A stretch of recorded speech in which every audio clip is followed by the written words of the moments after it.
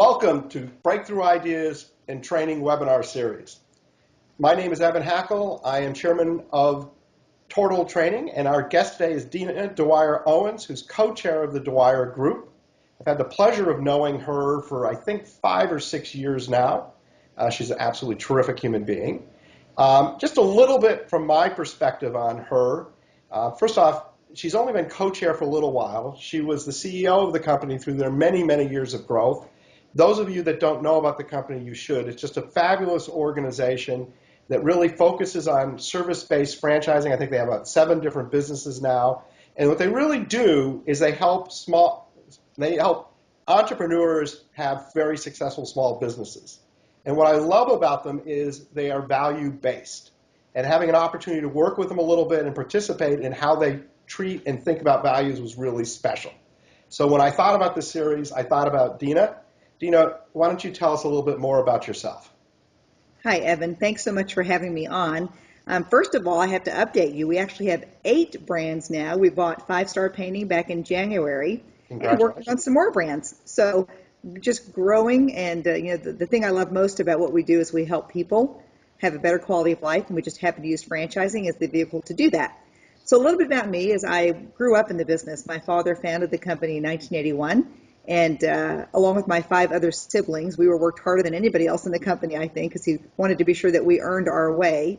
So I've grown up in the business, and as you stated, I was the CEO for about 15 and a half years, and recently promoted Mike Bidwell to CEO, who's been with our company for about 30 years, and he's doing a fabulous job.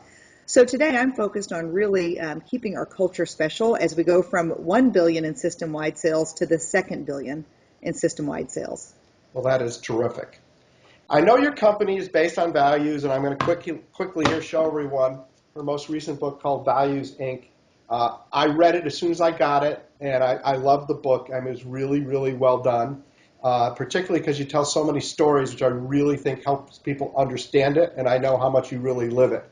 But I'd like to start off, how did you come up with the idea that you wanted to build a business based on values? Where did that thought just come up? I have to give credit to my father, who, before he began the business in 1981, he studied all kinds of great leaders, from military leaders to business leaders to church leaders. And the common denominator that he found was, number 1, that they all had clearly written values that they worked hard to execute on. And number 2, they worked hard to be their best authentic selves. But the thing that we knew after Don Dwyer passed away in 1994 of a sudden heart attack is that we had to keep the culture special. So we took his original code of values and we operationalized them. Because the old ones were more belief systems, like loyalty adds meaning to our lives was one of them. And it's hard to measure whether people are loyal or not. So we took those and we created operationalized values, which is what we work hard to live by today. So I know, and I could answer my own question, but I think better you. Would you explain to everyone how you interact values within the company so people understand these values? Yeah. The first thing we had to do when we made this transition from Don Dwyer as the leader and the one who held us accountable to values was to introduce the new operationalized values to our team. And this was back in late 1996. We had to invite the team to hold the management accountable to the values, Evan, because if leadership isn't willing to commit to leading with the values, it's never going to work, because the employees will not follow somebody they don't believe is even living up to the values themselves. So we did something kind of fun. We played a silly little game when we brought the values to our team. We had about 125 employees at corporate headquarters at the time. And we said, here's the new operationalized code of values on a laminated card. And anytime you find a management team member violating any of these values, we want you to give us feedback. And the feedback came in the form of a simple beep. So if they were walking down the hall and they caught an executive violating a value, for example, using profanity is not something we do at Dwyer, so that would be a violation of a value. All the employee had to do was go beep, and hopefully the executive wouldn't respond with, oh, shh, and say the wrong thing again, but instead think, wow, I didn't realize I used profanity so often. So it was comical to some degree for that 90-day beep game that we played. It was like the Roadrunner was coming through our offices because we were being beeped right and left. But that is where we solidified that the team believed these were the right rules for us to run the company by. So that's where it all started for us. And then we can get into more detail about how we systemized it. Well, I think it would be great if you talked about how you start all the meetings. Yeah. Well, as any good franchisor, Evan, we knew that the only way to keep the values top of the mind was to create a system around those values. And in all of my years of studying and working with business leaders, about 95% of all leaders who have a code of values do nothing with them once they've created them. And they spend a lot of time, money, and energy creating core values, get back to the office, it maybe goes up on the wall or maybe goes onto their website, but they don't execute. So at Dwyer, we said we don't want to be guilty of that, first of all. Secondly, we really want to enhance our culture, and we know the values are the answer. So we created a very simple system. Anytime there's a meeting of 3 or more of our team members or our franchisees, we actually take the time to review the values. Sometimes it's a recital of all 15 values. Sometimes it's like you do in your company, where we invite people to share a story of how did you put the values to action this week, or maybe you got feedback from a customer or a franchisee as to how the values are working or not working. It's so interesting to see, because when I first heard this idea, my first thought was, I bet people don't like this, but it's actually quite the opposite. They are like so proud to share the values, and they do it with such energy and such. And I mean, it's really amazing to see. Why do you think? Because I mean, you're around a lot of other businesses. Why is it most businesses don't really lead by values and don't think about values? Yeah. I don't think it's because they don't want to, Evan. I think they, like you said, they don't even think about it. So a lot of people are just so busy running their businesses, they haven't thought about how values could really enhance their culture and net results in profitability. So either they haven't been taught how to incorporate values into their business, or as leaders, they haven't made the commitment to do it. And I think that the biggest part is they think it's going to be too hard, when in fact it's not easy. But once you are clear about what your values are and you have the team aligned on those values, it makes doing business easier at the end of the day. Initially, it's not easy, but it's not as hard as most people think it is. Yeah, I think you're absolutely right. I'm just wondering, to just question the audience, who obviously we won't hear, how many people actually right now know the company's values that could just literally sit here and read them off. And I would suspect, as I sit here, a lot of people are going, "Gee, do I know them?" And do we actually follow them? Because I think a lot of times they're marketing and they're not used at all. So the people we have on this call are training people and HR people that are involved. How would you recommend they get started? What would be the first steps that somebody who said, you know what, I really love the idea of integrating values into who we are as a company and our culture. What would you recommend?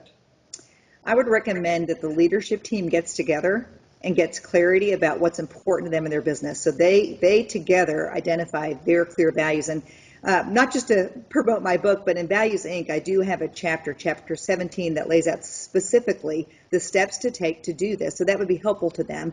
Also, there's a list of values in the appendix of the book as well to help people.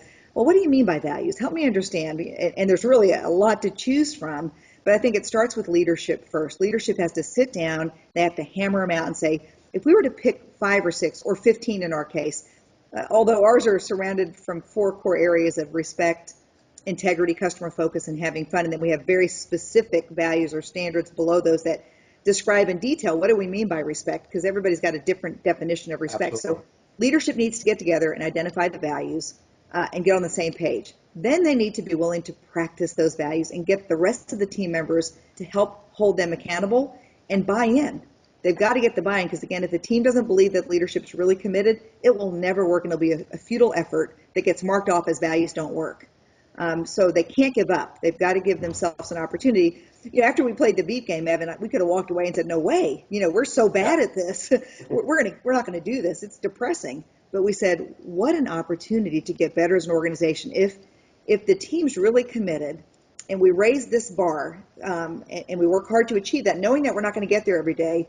Aren't we going to be a better company anyways, just for trying to get there every day?" So I would say, don't give up. The next step would be to create the systems around those values. So how are you going to keep them top of the mind, whether it's a monthly meeting like you have and you talk about it as a group, or whether it's every time you have a meeting of so many people that you actually bring them to the front? Well, I think you made some excellent points.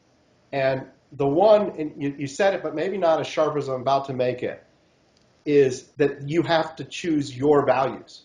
Because someone could take the Dwyer Group's values, but if that isn't really who they are, they won't work. That's right. And they have to be values that are deeply felt for that particular business. And I think that the idea of just not assuming the ones you have are right is great. And I did get that from your book, that it's really important to take the time to really think about them. And it's not just the words, but the actions that make the words. The point you made is spot on, because everyone defines things differently. And I think Right. you're totally right.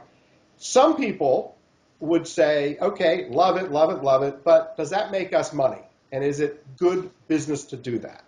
So I think I know your answer, but does it make people money, and why do you think that? Well, let me give you a specific recent example. The Dwyer Group, we have an acronym for our code of values, and it's called Living Rich. So my new phrase is living rich creates wealth. But that wealth starts first in relationships, Evan. When you lead a company with strong values, you attract people, whether they're employees or franchisees or customers, to your organization. And every new strong relationship you build leads to another relationship and referrals. Well, those referrals, if you're offering a great product or service, end up bringing profitability to your organization. So you're probably familiar with the story. In 2003, we were publicly traded, and the Riverside Company came in and took us private. So a private equity group took us private. They held on to the company until 2010, where they got a nice return on their investment, I must say. And we maintained our relationship with them as we were in a new partnership with the TZP Group. Well, 3 years into the sale, Riverside comes back to me and says, Dina, we'd like the opportunity to buy Dwyer back. And here are the 3 reasons why, Evan. Number 1, culture. They've bought 350 businesses over the life of their business. And they said it is so rare that we find a culture like the Dwyer Group's, and we know it's because of the values. 2, growth opportunities. In a franchising organization, we've got never-ending growth opportunities with Dwyer organically and through acquisitions. And number 3 is the management team. They trusted the management team, but that's what a core culture does, is it creates trust. That equated to a premium multiple when they just reacquired us last year. We closed the deal in August, and for anybody to tell me that strong core values doesn't create profitability, I'd argue with them that they're wrong. Yeah, I totally believe what you're saying, and it's, to me, it's what makes companies special. And you attract people and you retain people, and your company is made up of fabulous people. And it's, what's really cool is there's like no turnover. And that's a really rare thing, and particularly in the franchise space, there tends to be tons and tons of turnover, but you don't have turnover, and that's because you have great people that really enjoy working with each other, and it really is special. And taking beyond values is really this concept of culture, and a lot of companies try to take it for granted, or they think they have it, or etc. And the greatest measure to me is the talent of people, and that brings you really big rewards. I understand that you are now entering a new phase of your life, which is wonderful, and you're doing a lot of public speaking. And I got to believe you're going to speak on values, but tell us a little bit about the things that you're speaking about and why you chose to do that, and how it's going for you. Yeah, well, I have a real passion to spread this message about values. I think the world is hungry for authentic leadership around values, people being real and working hard to do what's right and live right. And that not only benefits them at work, but it benefits them at home too. So I really want to get the message out there to help people create their own core values and help them understand it's not that hard to execute on those as long as you're committed as a leader to do it. So I'm passionate about that. And so I've been talking about the Dwyer Group's core values. I have a lot of fun with a particular talk I do where I tie it into my Undercover Boss experience. You might remember in 2012 I was featured on Undercover Boss, and my mission for going undercover was to find out were the Dwyer Group's code of values really making it to the front lines. Was it hitting the customer experience? And we've got 9,000 to 10,000 employees representing our brands at any one time.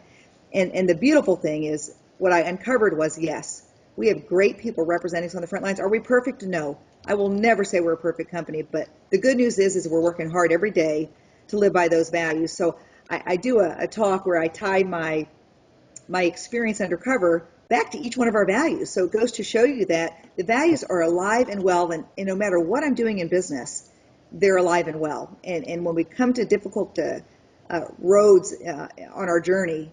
The right road is to follow the path of your values. And sometimes that costs you money, Evan. Sometimes it doesn't. But I think that the best thing that I can do is educate people on, don't look for perfection because it's never going to happen, but raise the bar in your organization, raise the bar on yourself, and you will find greater success and, frankly, happiness. Sure. Well, I can tell you, because I've done consulting and I've called and talked to a lot of your franchisees and met with them, they're proud of your values. It's like, I don't understand why they do. I mean, they are proud. And I think you probably have a lot of people that bought franchises because of your values. By the way, I've heard you speak many times. You are also past chairwoman of the IFA. So I got to hear you speak in front of a big group. I've gone to your reunions and seen you speak. You're a fabulous speaker. So I think your speaking career will be wonderful. We have a little bit more time, and I've been thinking about another question I want to ask you. And that is, how do you bring values into hiring? Because obviously hiring people with similar values would obviously make the process better and easier, and maybe also somewhat in choosing franchisees. But how do you think about values in terms of how you hire people? I think that people would love to hear about that. Yeah, it's all part of the process. So I just want to thank you for recognizing our team, first of all. I could never go out and talk about the Dwyer Group's Code of Values if it weren't for a team of people and a group of franchisees who really work hard every day to live those. Because I'm putting our company out there in a big way, and it's easy for people to want to manipulate you because you're so open about your values. But again, I have such a great team, and that's all on purpose, Evan. So in the interview process, whether we're interviewing a potential employee or a future franchisee, we talk about the importance of our values, and we want people that are aligned with those. And if they're not aligned, that's okay. We're not right for everybody, and we'd rather not have them join the team as an employee or a franchisee than join the team if they really don't believe in our values. So we look for alignment, and you're right that we really attract people because of our values. I had a call just the other day from somebody who's a very, very talented executive who doesn't happen to be in franchising right now, but is moving to Waco. And she said, I research companies in Waco, Texas, and I would like to work for the Dwyer Group because your culture is the kind of company that I want to be part of. I don't want to be in a bureaucratic organization where you can't trust the people you're working with. I want to be part of an organization that's about doing right by people. And I'm not sure we've ever found her. If we went to a recruiting process for an executive, I'm not sure she would even show up, but she found us. And It's the same thing, as you said, with the future franchisees. We hear time and time again that maybe the future franchisee was looking at a few companies. There's a lot of great franchise companies out there, but their final decision was due to the fact that we work hard to live our values. And they'll say, I wasn't so sure about that when I came to Waco, but when I got to Waco, you really live it. I can feel it in the people. They're happy to be there and they're sincere. So it's part of our process. It's also part of our measuring process. So it's one thing to have set values, Evan. We've got to measure whether or not we're living up to the values. So we do a survey of our employees every year where they rate their supervisors on all 15 values on a scale of 1 to 10. So we know by supervisor how they're doing. We know by department and company how they're doing overall, and then we roll it up to the Dwyer Group, and we average about a 93 score out of 100. So it's an A. That's but correct. Can we get better? Yeah, we can get better. We survey our franchisees on a regular basis because we want to make sure that we're living up to our values in that relationship too. Well, I can tell you, being in franchising, a franchisee that doesn't recognize the value of your values is crazy, because you want someone with integrity and someone you can trust that is going to treat you fairly in the franchise world. So when we had that conversation of do you make money with values, there's no doubt in my mind the answer is yes. And really, and that's why I'm so thrilled you agreed to do this, and because I think it's so authentic to hear it from you. And of course, I would encourage people to read the book. I seriously would. And by the way, I've done this a lot. This is the first book I've put up, and I love the book. I love the concept because I'm a true believer. I know you have a special offer for everyone, and I would love to have you share that with everyone. And I hope everyone listens carefully and takes advantage of your offer. Well, we're big givers at the Dwyer Group, so we're not just going to do one special offer. We're going to do 3 special gifts. Yes. The first is a free subscription to My Home Life magazine, which is our quarterly e-magazine that's full of helpful hints for around the home. I find, if it was a cocktail magazine, it'd be one that'd be on my cocktail table, but it's electronic now, and it's just a well-done, beautiful magazine with great hints for around the home. And for somebody who doesn't like to do things around the home, we'll also include an electronic discount card. So if you need the services of any of our 8 brands, we'd love for you to give our franchisees an opportunity to serve you, and there's a discount that comes with that. Why don't you tell everyone what the 8 brands are? Because we've never done Yeah, okay, it. so we have That Rainbow tells what you're inviting International. to. Yeah, Go Rainbow ahead. International, which is a restoration and cleaning company. So we do fire and flood restoration and carpet cleaning. Mr. Rooter, which is plumbing and drain cleaning. Mr. Electric, air serve heating and air conditioning. Mr. Appliance, and I'm counting on my hands. So that, the Glass Doctor, which does auto and property glass. The Grounds Guys, so we do ground care, whether it's mowing the lawn like your wife does or shoveling the snow, I think like your wife does. And finally, the 5-Star Painting, which we just acquired back in January. So those are the 8 service brands that we have representing our companies all across North America and in 8 other countries. Oh, that's fabulous. So you've given us 2 offers, I think. I got number 3. Okay. Number 3 is, it ties very much to our core values. It's something called Quote Actions. And so the listeners, I'd love for them to subscribe to Quote Actions. They can get the Quote Actions daily, or they can get them weekly or monthly if they don't want them that often. But it's really just that very short inspirational quote with an action item that goes with it that keeps us leading with values. And it's leadership training, really. In 15 seconds, it's leadership training. Well, that's fabulous. And how do people get your book? They can go That they got to buy, but yes, they do, but we have a super discounted price if they'd like to buy in bulk, especially if they'll go to values dash, so a hyphen, values dash inc.com, and they can get Values Inc. or they can get my original book Live Rich, but that's values dash inc.com. we'll have that on the screen for everyone to have. I want to thank you so much. I also want to remind the audience that if they really enjoyed this and they want to share it with others, you have the opportunity to buy the download. In fact, you buy down the download of the whole series. So if there are any speakers you missed that have happened or speakers you can't listen to due to time, I really encourage people to think about getting that download. And thanks for making an absolutely terrific session, Dina. I really appreciate it. Thank you, Evan. One closing statement. I'd like to invite all the listeners to join this movement to incorporate values in their businesses and their lives, and together we can change the world.